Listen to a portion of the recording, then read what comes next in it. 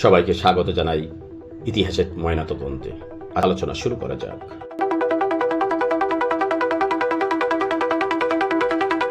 আজকের আলোচ্য বিষয় দীনেশ ত্রিবেদীর যত ব্যাধি।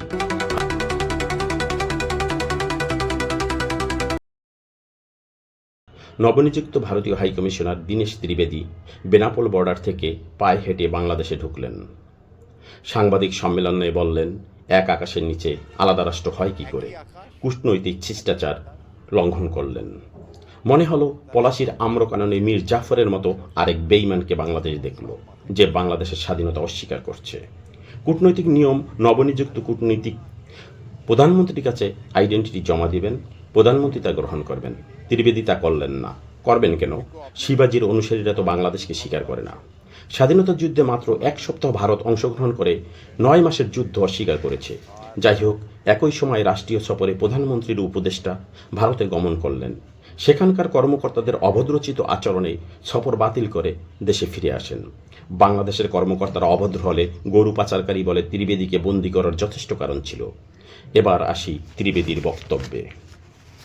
তিনি 140 কোটি ভারতের সাথে 20 কোটি বাংলাদেশিকে এক করার কথা বলছেন, অথচ ভারত বাংলাদেশের সীমান্তে কাঁটাতারের বেড়া নির্মাণ করে বিভাজন সৃষ্টি করছে। অবস্থা দৃষ্টি মনে হয় ত্রিবেদীর রোগ 3টি নয়, তিনি বহুবিধ ব্যাধি নিয়ে বাংলাদেশে প্রবেশ করেছেন। ত্রিবেদীকে বর্তমান ভারতের ব্যাধি সংক্রান্ত কিছু প্রশ্ন করা যাক। 1. বর্গী ডাকাত শিবাজি ভক্ত ভারত সরকার সেদেশের মুসলমানদের বাংলাদেশে পুশ ইন করছে। ভারত বাংলা এক হলে বাংলার মুসলমানদের কোথায় পুশ করা হবে? নাকি হায়দ্রাবাদের মুসলমানদের ভাগ্য বরণ করতে হবে বাংলার মুসলমানদের?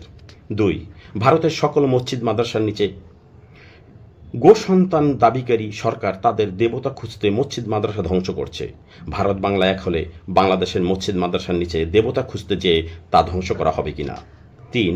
পশ্চিমবঙ্গের মুখ্যমন্ত্রী শুভেন্দু বাংলাদেশকে গাজায় পরিণত করার ঘোষণা দিয়েছেন। ত্রিবেদীর আগমন কি তা বাস্তবায়ন করতে? 4. ভারতের মুসলমানদের জেহাদি ট্যাগ দিয়ে তাদের হত্যা, ধর্ষণ, বাড়িঘর থেকে উচ্ছেদ, এমনকি ব্যবসা প্রতিষ্ঠান ধূলিসাৎ করার জন্য বুলডোজার ব্যবহার করা হচ্ছে, যাতে রাষ্ট্রীয় সকল কাঠামো জড়িত। বাংলাদেশে ভারত এক করলে বাংলাদেশের মুসলমানদের কি একই ভাগ্য বরণ করতে হবে? 5. মুসলমান মুক্ত ভারত গড়ার ঘোষণা উগ্র হিন্দুত্ববাদী সকল শীর্ষ নেতাদের।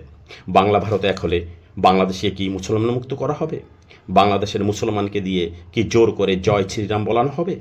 ব্যাধিগ্রস্ত ত্রিবেদীকে স্মরণ করানোর জন্য বলছি, আমরা জানি হিন্দুত্ববাদী উগ্র সাম্রাজ্যবাদ ভারত কিভাবে মাত্র 6 দিনে স্বাধীন মুসলিম রাষ্ট্র হায়দ্রাবাদকে মুসলমান মুক্ত করেছিল। তারা হায়দ্রাবাদকে করেছিল খণ্ডবিখণ্ড, যা বিগত 50 বছর ধরে আরেক জায়ানবাদী দখলদার অধিকৃত অঞ্চল থেকে ফিলিস্তিন মুক্ত করতে পারেনি। আমরা জানি কিভাবে লেন্দুবদর্জিকে দিয়ে সিকিম দখল করেছিল ভারত। আমরা জানি কিভাবে কাশ্মীরের মুসলমানদের সাথে বেইমানি করেছে ভারত। চাণক্য নীতি তো বেইমানের নীতি। আমরা জানি পশ্চিমবঙ্গের মুসলমানদের সঙ্গে কি করা হচ্ছে। আমরা দেখেছি গত 15 বছর দিল্লির সেবাদাসী দিয়ে কিভাবে বাংলাদেশকে পদানত করা রাখা হয়েছে।